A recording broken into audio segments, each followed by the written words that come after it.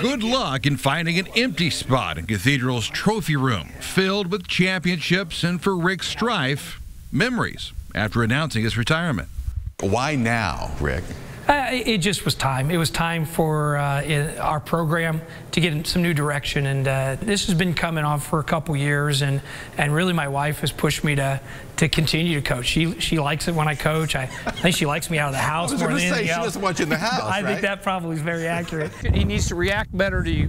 He guided the Irish for 23 seasons, long enough to coach his son John at one point. His daughter Lauren was once a trainer. His youngest son Tommy was a star on the cross-country team. And now it's on to the grandkids, being able to spend evenings, weekends, and holidays together with the entire family. Was there a point, hey, I want to be a coach? At age 16, when I was 16 years old. That early? Yeah, I was sophomore. After my sophomore year of high school, this is what I want to do. He played at Butler and helped lead the Bulldogs to their first ever Division II playoffs, but it was his time at Monrovia with the late Wayne Staley which really formed his future. One that would include 10 state championships, including 5 straight.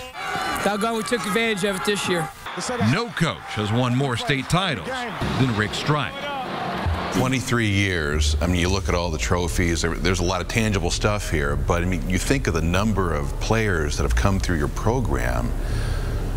I mean, think of the lives you've touched. I mean, we're talking hundreds and hundreds and hundreds of kids. I realized how important my high school career was for me, and lost my high school coach a year ago. He passed away. Coach Staley, yeah. And he did some things for me, and I realized it. So I went to thank him. So actually, a long time ago, and he goes, "Rick, just do it for your guys.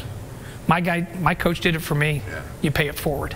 And so you realize that that's what you're here about. And as the longer you coach, the more you realize that, yeah, the wins and losses are great and everything, but you are impactful on these kids.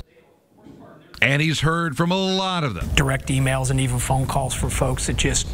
And continues to. It hasn't stopped, probably. No, it's actually just got one just a minute ago. So it's the end of an era, but not the end of a legacy. Yeah, we always say we don't know how good our teams will be until 10 years when we find out what kind of employers, employees, husbands, and fathers they are. Yeah. That's what it's all about. Absolutely.